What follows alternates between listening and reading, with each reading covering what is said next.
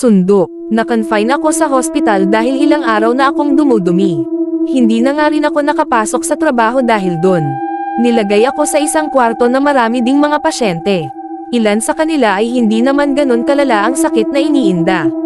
Ngunit kapansin-pansin ang isang matandang lalaki na katapat ng bed ko, malapit din siya sa pintuan ng kwarto.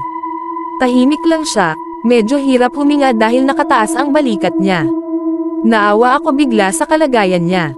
Kinagabihan, iilan lang ang bukas na ilaw sa kwarto, may nakita akong nakaupo higaan ng matanda. Hindi ko makita ang mukha dahil nakatalikod ito sa amin. Ako na lang yata ang gising, kahit mga bantay tulog din.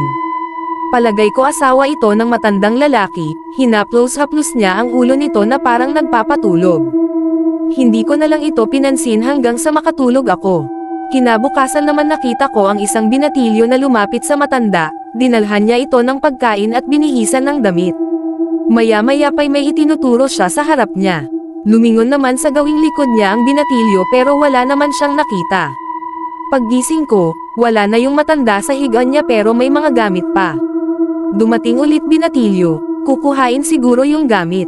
Tinanong ko yung bata, baka sakaling pinalabas na sila ng hospital nang di ko napapansin. Wala na po si Lolo, sambit niya na may lungkot sa kanyang mukha ngunit pinipilit niyang ngumiti. May bumisita pala kahapon, lola mo siguro yon, nanlaki ang mata niya at parang gulat na gulat. Ha, maikli po ba ang buhok? Medyo mataba ang pangangatawan. Sinagot ko naman siya ng oo, kasi ganun nga nakita ko.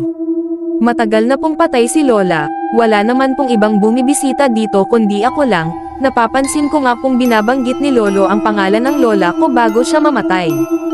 Inatake din po ang kinamatay ng lola ko, sa pagkakaalala ko po, sobrang lambing po nilang mag-asawa kasi madalas pong alagaan siya ni Lola kapag may sakit siya. Nanindig ang balahibo ko dahil dati hindi naman ako naniniwala sa sundo. Ngayon na nasaksihan mismo ng dalawang mata ko, maniniwala na ako. Nakalabas na din ako ng hospital dala-dala ang experience na hinding-hindi ko na makakalimutan. Para sa lahat ng nais magbahagi ng inyong kwentong katatakutan ay send sa aming page. For more katatakutan stories, please like and follow our page. Thank you ka KS.